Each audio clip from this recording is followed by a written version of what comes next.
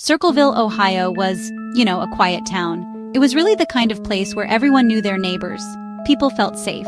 They even left their doors unlocked. Life moved at a slower, more predictable pace, guided by the changing seasons and, the rhythms of small-town America. It was a community built on trust, where secrets were thought to be, few and far between. But in the late 1970s, that feeling of safety was totally shattered. It wasn't by a visible threat, but by something far more insidious. It started quietly, with a single letter arriving in a mailbox, then another and another. Before long, dozens of mailboxes across Circleville held these anonymous poison pen letters. The letters were crude. They were written in this distinct, blocky handwriting. The words were just filled with hate and accusation. They arrived without warning, turning neighbor against neighbor and friend against friend. The authors seemed to know everything about everyone. They wrote about alleged affairs, hidden scandals, and supposed corruption involving local officials.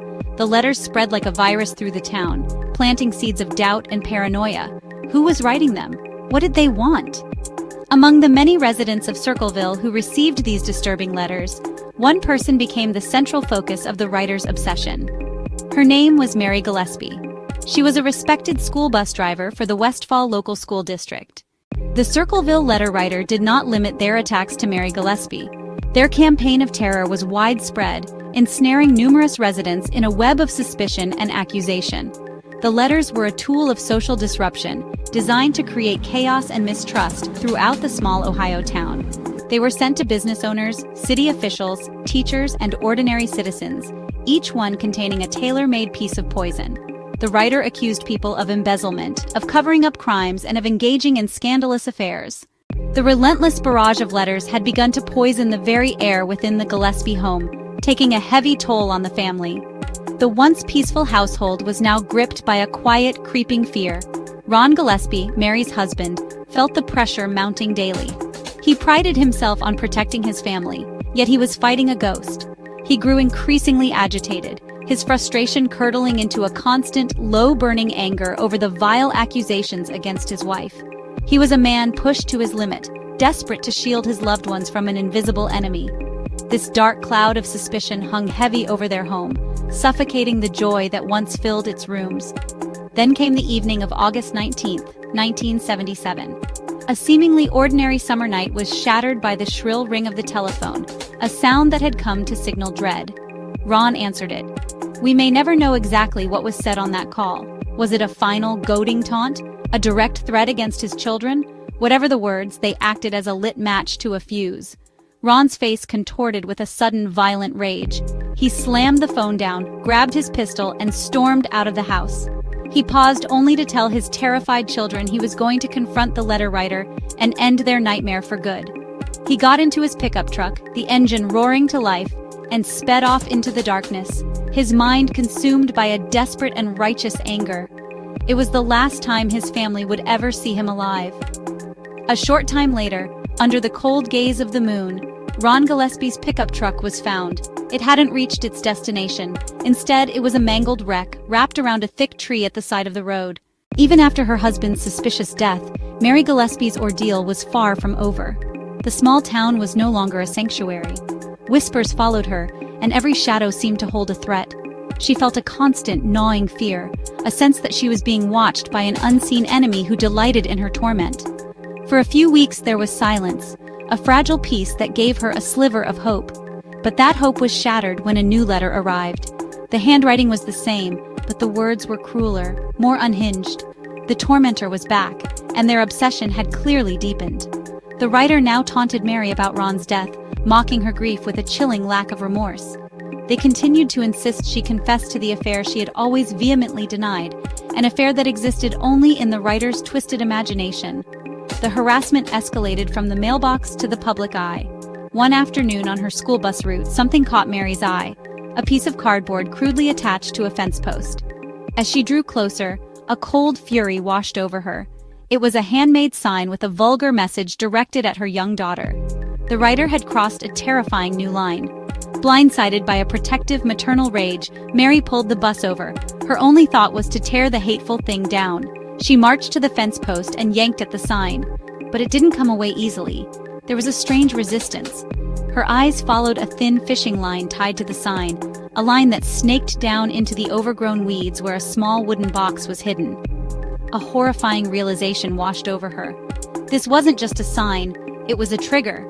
It was a booby trap. Inside the box was a pistol, aimed at head height, rigged to fire when the sign was pulled. The writer hadn't just wanted to scare her, they had tried to murder her. The investigation into the booby trap led the police to a surprising suspect. The pistol found inside the trap was traced back to Paul Freshour, who was none other than Mary Gillespie's brother-in-law. Ron Gillespie's sister was married to him. This was a shocking development. Could the person terrorizing the Gillespie family for years be a member of their own extended family? Freshour denied any involvement. He claimed his gun had been stolen weeks or even months before the incident. Despite his protestations of innocence, Paul Freshour was arrested and put on trial for the attempted murder of Mary Gillespie. The prosecution's case hinged on two key pieces of evidence: the gun and a handwriting analysis. The jury was convinced. Paul Freshour was found guilty of attempted murder and sentenced to prison. The authorities announced that the case was closed. While Paul Freshour sat in a prison cell, the letters started again. Today is August 9, 2025. Time has a way of burying the past, but some secrets have roots so deep they refuse to stay buried. Decades have passed since the first poison pen letters began to poison the well of this small, unsuspecting community in Circleville, Ohio. What started as a trickle of malicious gossip, exposing private affairs and hidden resentments, soon became a flood of accusations, tearing at the very fabric of the town. The man convicted of being the writer, Paul Freshour, was released from prison in 1994 after serving 10 years. He spent the rest of his life, until his death in 2012, fighting to clear his name, proclaiming his innocence to anyone who would listen. His conviction, based on questionable evidence, only added another layer of complexity to an already baffling case. The letters eventually stopped, but the silence they left behind was deafening, and the questions they raised never did. The identity of the Circleville letter writer remains one of Ohio's most enduring and chilling unsolved mysteries, a ghost that still haunts the town's mailboxes and its collective memory.